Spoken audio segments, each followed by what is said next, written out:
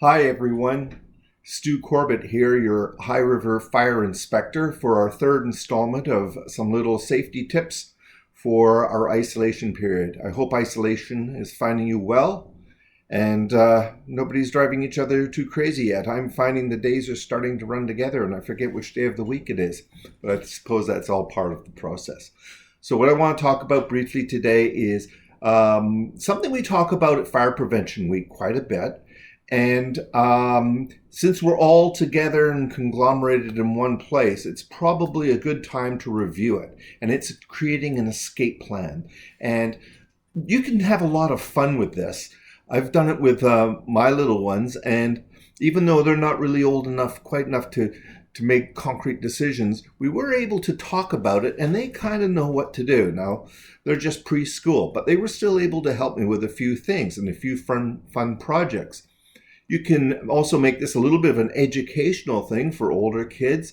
As you're developing your escape plan, why not pull out the tape measure and start teaching them about calculations for areas and measuring distance and things like that? You can do that. I also think it's a great idea when you're making a plan. You could use one of the programs on your computer as a drawing program. I used 3D Paint to create a really simple floor plan, and the kids helped me by naming the rooms and pointing which way we should go in case the alarms start to go off and indicate there's smoke or there's a fire.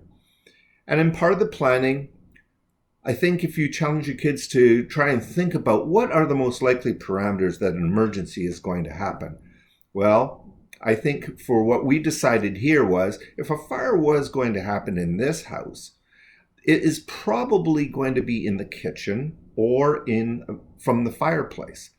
And it's a kind of a great big open area. This is our cabin away from home. And it creates some interesting problems because if there was a fire in the kitchen, we wouldn't necessarily be able to go that way. And if there was a fire around the fireplace, we wouldn't be able to go that way either. So which way should we go? So we came up and we put some arrows on our floor plan to show us which way to go. There's also a second, and let me show you that right now. So this is the plan we came up with for our little cabin. And you can see we've got the kitchen at the top and it's open to the dining area, which is open to the living room. And those center squares are stairways that come down from a loft up above. And I'm going to talk about that in a second because I'm going to show you a device that you may want to consider for your home. And you can see how the arrows all kind of lead away from the kitchen and the fireplace area, the fireplace being that red square.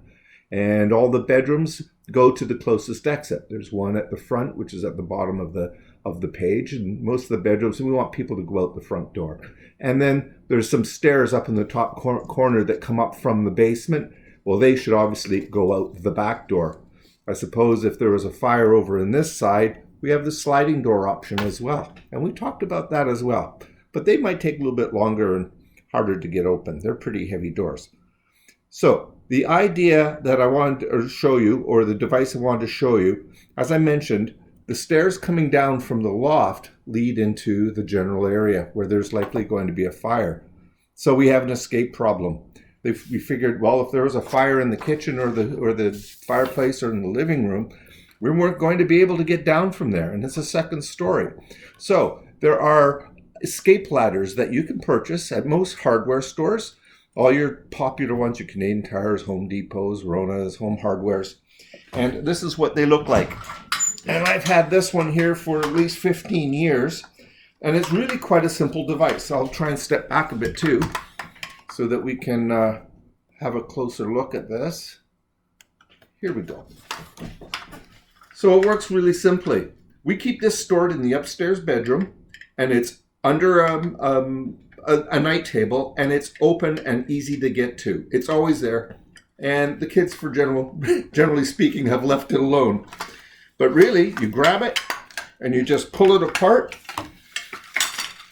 and you get it all set up, and you can see how these hooks can hook onto the windowsill of your window. And if you open your window and push the screen out and get this hanging over the windowsill, it will hook on and it will stay. And then there's just a simple process with this model. of pulling this Velcro strip, and the ladder just falls all the way down. Now you can get this in a variety of sizes.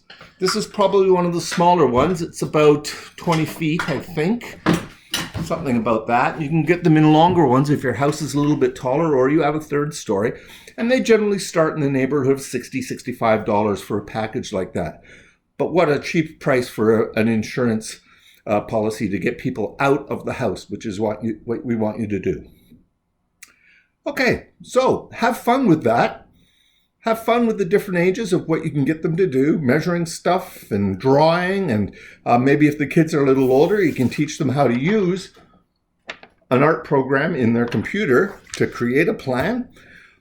I'm also going to make available, and we're going to try, I haven't quite set it up yet, but we have promotional booklets, catalogs with the escape plan, and a number of fun activities in that. We're going to try and make that available for people to pick up at the fire hall. Now, you won't be able to come into the fire hall, so we're going to try and set up a box on the northwest corner, so the main entrance of the fire hall, just to the left of the big garage doors. And we're going to try and make those program books available for just general pickup. So come and pick some up, and they have some grids in the back that you can draw your plans on. There's some coloring activities and some other stuff. So have fun with that. If you have any suggestions of what you'd like to hear, or if you have any questions about the safety of your own home or business, please feel free to contact me. And here's how you do that. Here's my phone number, and here's my email address. And I'm more than happy to reply to you if you have any questions regarding fire safety or if you have any concerns whatsoever. Okay? Okay, stay safe in isolation. Stay well. Remember, you're not stuck at home. You're safe at home. Bye for now.